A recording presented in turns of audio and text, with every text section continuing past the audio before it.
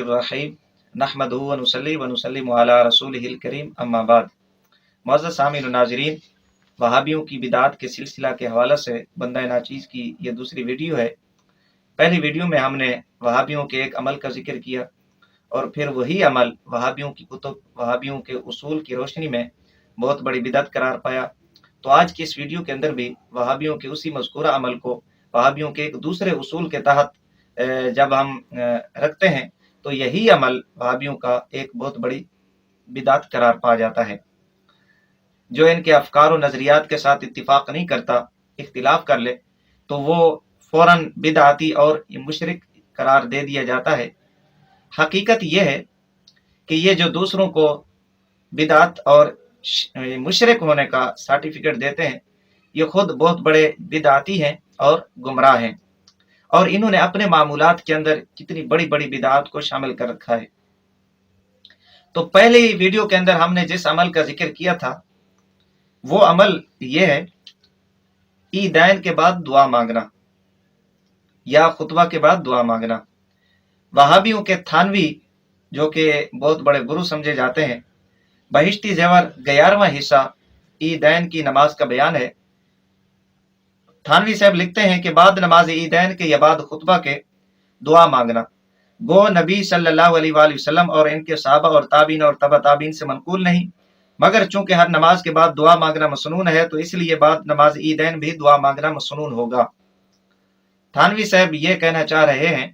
کہ عیدین کے بعد یا خطبہ کے بعد دعا مانگنا نبی رسالت صلی اللہ علیہ وآلہ وسلم سے ثابت نہیں، صحابہ سے ثابت نہیں، تابعین اور تبع تابعین سے ثابت نہیں، تو اس کے باوجود یہ دعا مانگنا مسنون ہے۔ اسی طرح کا فتویٰ مفتی شفیع وہابی نے بھی دیا ہے اور یہ کہا کہ عیدین کے بعد یا خطبہ کے بعد دعا مانگنا مستحبات میں سے ہے۔ اور اسی طرح کا ہی ایک فتویٰ مفتی عزیز الرحمن عثمانی وہابی نے دیا، اور اس فتوے کے اندر اس بات کا بھی اقرار کیا کہ ہمارے حضرات اکابر رشید احمد گنگوہی یا قاسم نانوتوی، یعقوب نانوتوی یا وہابی ان کا استاذ محمود الحسن وہابی، یہ حضرات چونکہ عیدین کے بعد دعا مانگتے رہے ہیں، خطبہ کے بعد ہاتھ اٹھا کر دعا مانگتے رہے ہیں، لہٰذا اس وجہ سے یہ عمل بہت بڑے ثواب کا باعث ہے اور مستحب عمل ہے۔ اور یہ دونوں فتوے وہابی مولوی ڈاکٹر خالد محمود کی کتاب ابقات جلد 1 صفحہ نمبر 113 کے اوپر بھی موجود ہیں، اور فتاوی دارالعلوم دیوبند جلد 8 صفحہ نمبر 37 کے اوپر بھی موجود ہیں۔ تو خلاصہ یہ نکلا کہ جب یہ عمل رسول اکرم صلی اللہ علیہ وآلہ وسلم سے منقول نہیں، صحابہ کرام سے منقول نہیں، تابعین سے منقول نہیں، تو انہی حضرات کا اصول ہے کہ جو عمل رسول اکرم صلی اللہ علیہ وآلہ وسلم، صحابہ کرام، تابعین یا تبع تابعین سے منقول نہ ہو وہ عمل بدعت شرعیہ کہلاتا ہے۔ تو یوں یہ وہابی دیوبندی حضرات اپنے اس عمل میں اپنے ایک پہلے اصول کے تحت بدعتی قرار پا گئے۔ تو آج جس دوسرے اصول کے تحت یہ بدعتی قرار پاتے ہیں، وہ اصول بیان کرنے سے پہلے ایک بات سمجھ لیں کہ دعا ایک مستقل عبادت ہے، ایک عبادت کا درجہ رکھتی ہے۔ حدیث رسول صلی اللہ علیہ وآلہ وسلم میں آتا ہے، امام ترمذی رحمہ اللہ نے اپنی سنن ترمذی کے اندر، امام احمد نے اپنی مسند کے اندر، اور در محدثین کرام رحمہ اللہ علیہ اجمعین نے اپنی اپنی کتب کے اندر یہ روایت نقل فرمائی کہ نبی رسالت صلی اللہ علیہ وآلہ وسلم فرماتے ہیں الدعاء هو العبادہ، دعا ایک عبادت ہے۔ اور یہی بات راہ سنت کے اندر وہابی مولوی سرفراز خان صفدر نے بھی لکھی ہے صفحہ نمبر 94 کے اوپر کہ دعا اپنے مقام کے اوپر ایک مستقل عبادت ہے۔ تو جب دعا ایک مستقل عبادت ہوئی، ایک عبادت کا درجہ رکھتی ہے، تو اب عبادت کے متعلق وہابیوں کا، دیوبندیوں کا اصول کیا ہے، یہ بھی ذرا انہی حضرات کی کتب سے دیکھ لیتے ہیں۔ پہلا حوالہ بدعت اور اہل بدعت اسلام کی نظر میں، یہ کتاب لکھی ہے اقبال رنگونی وہابی، اور اس کتاب کا مقدمہ وہابیوں کے محقق ڈاکٹر خالد محمود نے لکھا ہے، اور اس کتاب کا صفحہ نمبر 62 ہے۔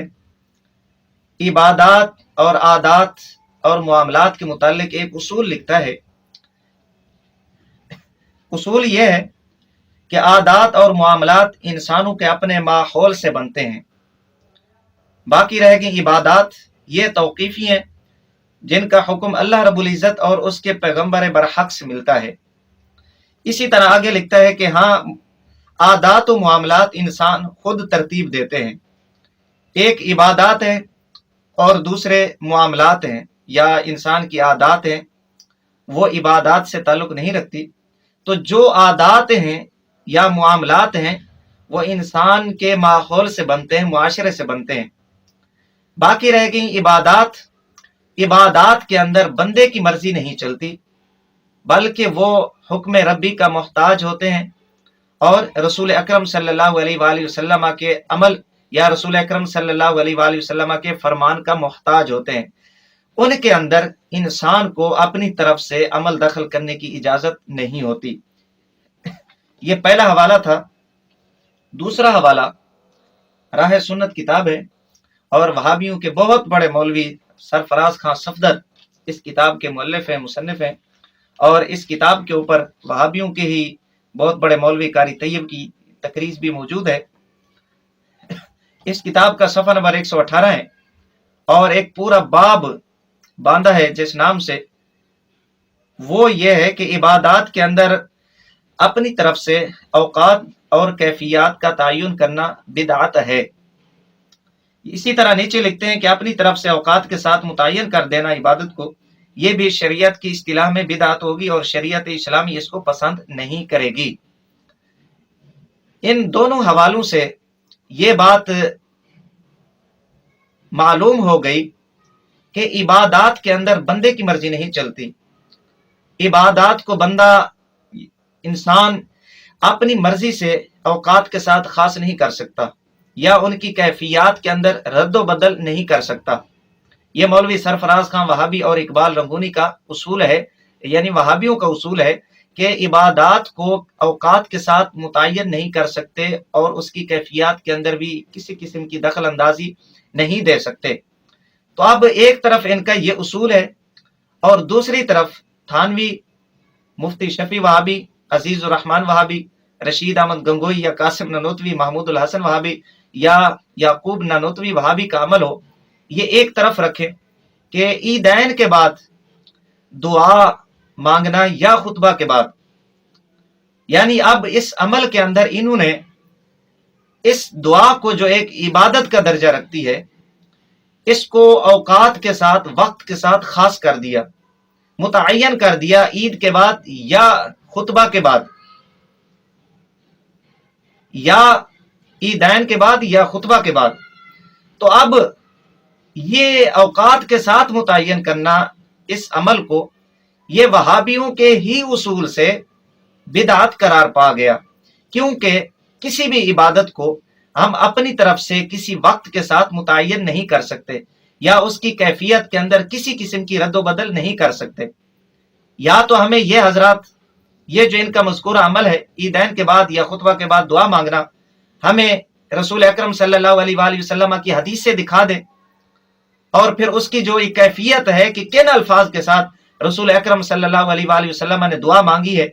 وہ الفاظ ہمیں بتا دیں۔ اگر یہ وہ الفاظ نہیں دکھا سکتے اور رسول اکرم صلی اللہ علیہ وآلہ وسلم کا کوئی عمل کہ نبی علیہ السلام نے یا صحابہ کرام نے یا تابعین یا تبع تابعین نے عیدین یا خطبہ کے بعد، یعنی اس مخصوص وقت کے ساتھ اس دعا کو خاص کیا ہو، کوئی ایسی ان کے پاس کوئی دلیل نہیں ہے، تو پھر یہ مولوی سرفراز خان وہابی اور اقبال رنگونی کے اصول کے تحت کہ عبادات کو اپنی طرف سے وقت کے ساتھ متعین کرنا بدعت ہے، تو اس اصول کے تحت یہ بہت بڑے بدعتی قرار پائے اور جہنمی کتے قرار پائے۔